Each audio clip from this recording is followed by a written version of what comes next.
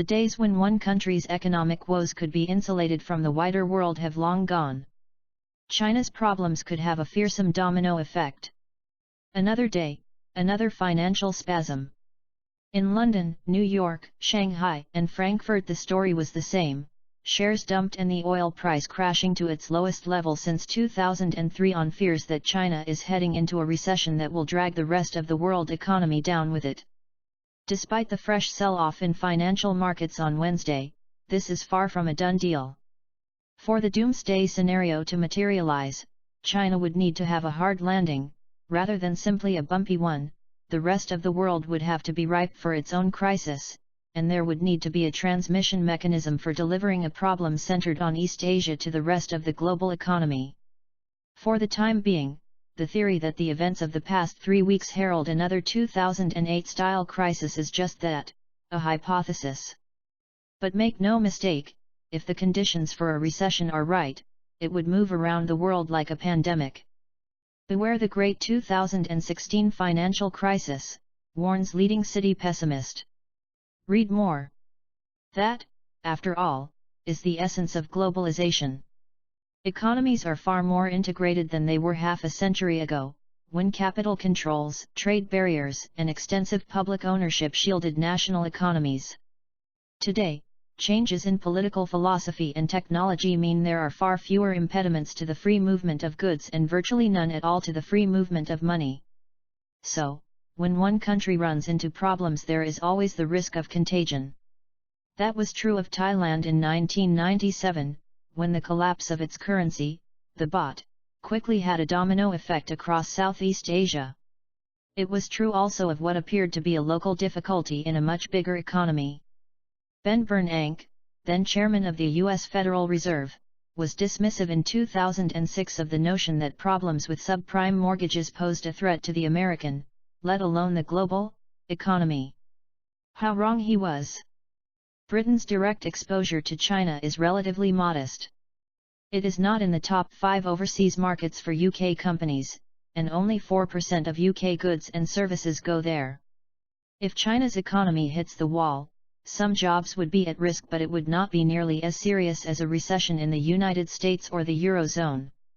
The US has more at stake, but even so exports to China account for only 1% of GDP.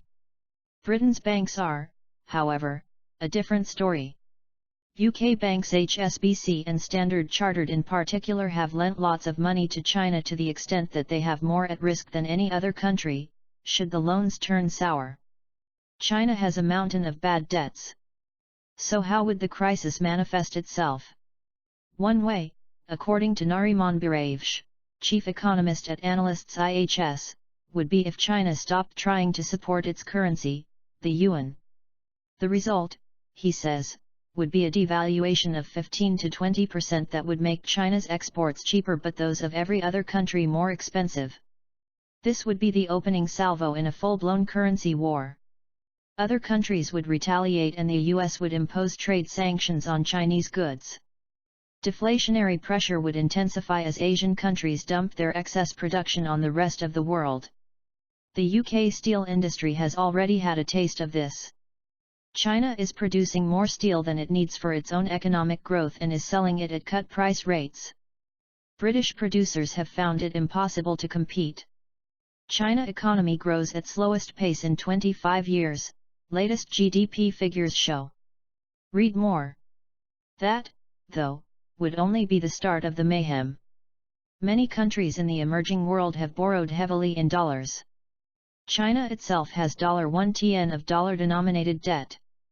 If the yuan and other emerging market currencies are devalued, then the value of these dollar debts will rise, putting severe strain on all the affected economies and unbearable strain on the most vulnerable.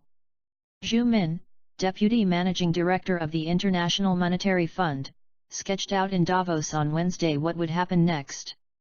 Quite simply, every investor would stampede for the exit at the same time. Liquidity in the global economy would dry up, he said, noting, that scares everybody. It certainly does. Around the concrete bunker hosting the World Economic Forum, the masters of the universe were quietly checking the latest from the financial markets on their smartphones and tablets. A few eyebrows were raised when the Dow's fall reached 500 points. Chief executives of multinational corporations should not, of course, need to be reminded of global interconnectedness. If they did, Nobel Prize-winning scientists were on hand in Davos for a tutorial on chaos theory. One of its ideas is that seemingly tiny events can have big impacts, so that a beating of a butterfly's wing could lead to a hurricane on the other side of the world. China is a very big butterfly. Banking shares have come under pressure this week as investors express fears that the sector will be badly hit by a global economic downturn. Financial institutions have strengthened their balance sheets since the 2008 financial crisis, but they could be in for a turbulent year if potential flashpoints such as emerging markets or the energy sector produce a cascade of debt defaults. Here are the 5 biggest threats to the banking sector.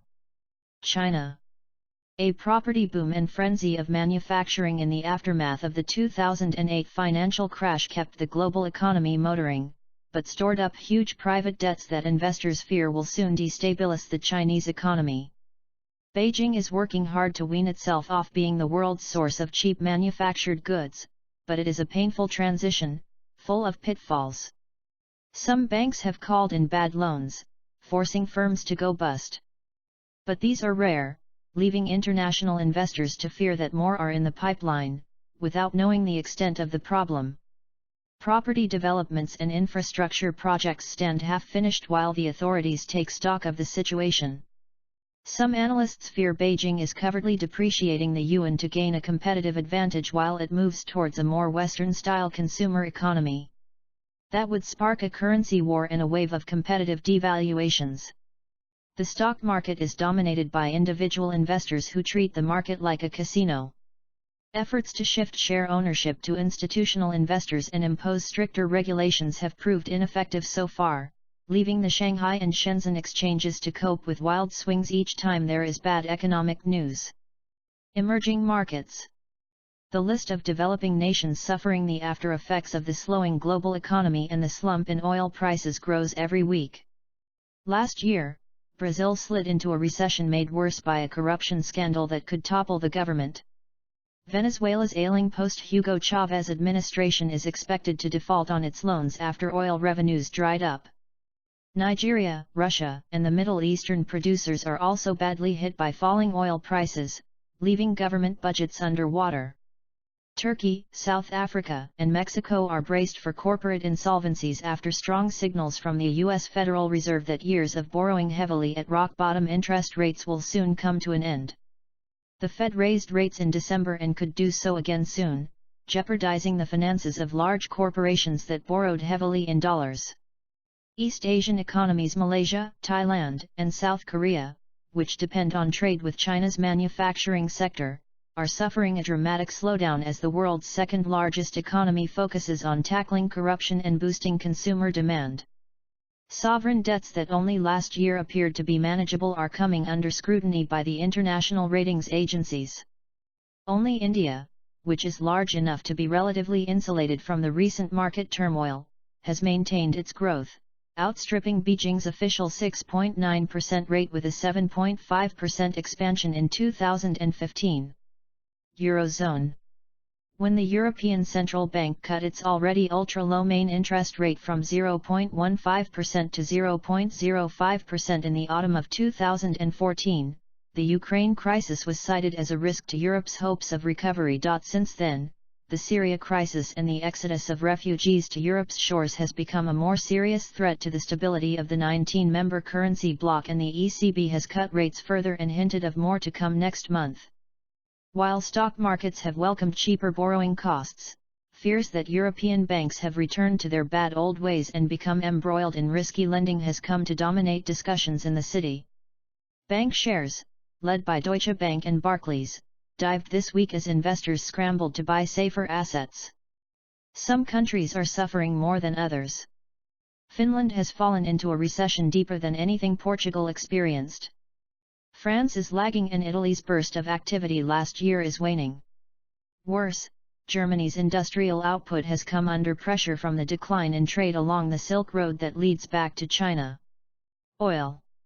JP Morgan believes the exposure to the oil sector of US and European banks amounts to about $250 bn, pound 173 bn, although it thinks big losses on that money are unlikely. The oil industry had $455 bn of bonds outstanding in 2006, but that figure increased to $1.4 tn by 2014, according to the Bank for International Settlements, BIS.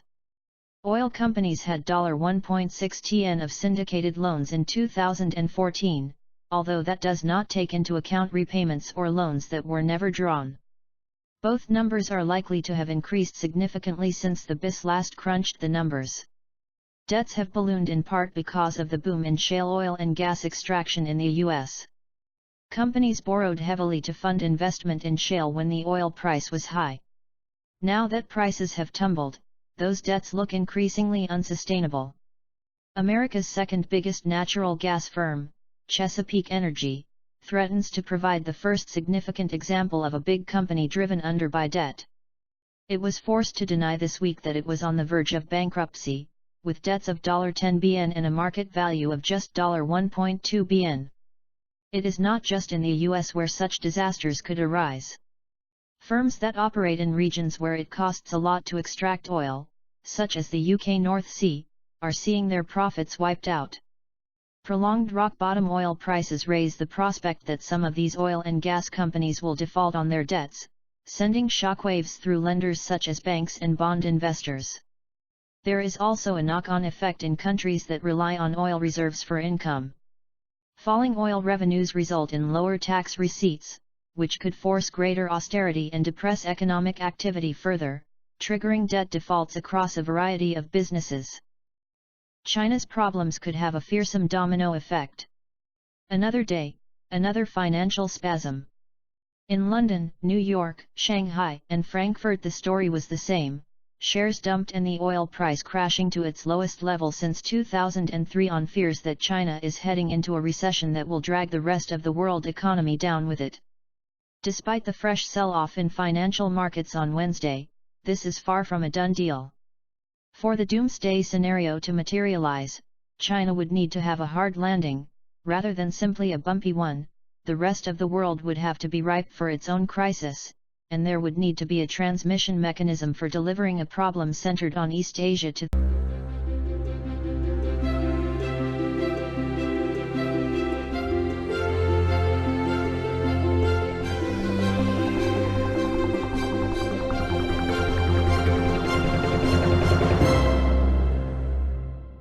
The days when one country's economic woes could be insulated from the wider world have long gone. The rest of the global economy.